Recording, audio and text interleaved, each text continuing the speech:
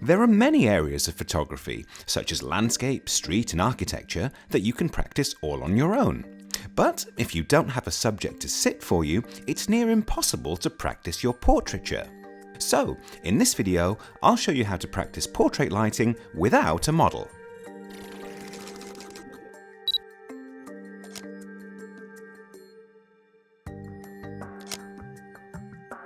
For just a few pounds, you can purchase a polystyrene mannequin head that will effectively show you how your lighting falls on a subject's face.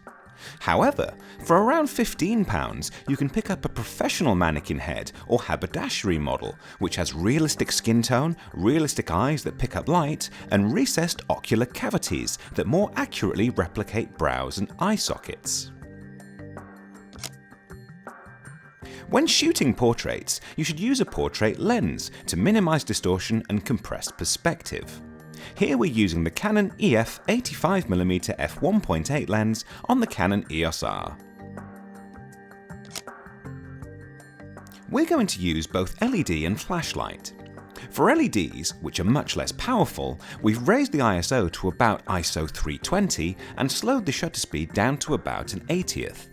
With flash, we can keep a nice low ISO of about 100 and use the aperture to control the brightness of the image, with f4 giving us a nice bright exposure. Set your head up in a dark room or studio space. Take a control image to see how the ambient illumination is affecting the subject. Then you can try different lights and different lighting setups to see what effects they produce. In this example, we've placed a speed light with a honeycomb at a 90-degree side-on angle to the subject. This produces a split lighting pattern, which splits the face in half and bathes one side in shadow. You can see that the light enters the eye and illuminates the iris. Here we've positioned a speed light above and slightly to the front of the subject, with a bounce card to provide soft reflected light rather than harsh directional light. The result is a Rembrandt lighting pattern with that signature triangle on the opposite cheek and soft fall-off. However, you can see that the brows are preventing the light from entering the eyes. Having a subject who doesn't get bored while we faff about means that we've also got time to set up two coloured LED strip lights. This split-lit portrait enables us to experiment with colours in our image and also gives us experience working with lower-powered LED lights as opposed to the higher-powered flash guns.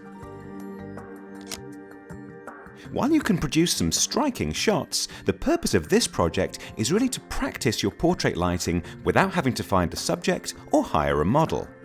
With very little investment, you can experiment with lights and perfect your lighting patterns so that you know exactly what you're doing when you do come to shoot a real person.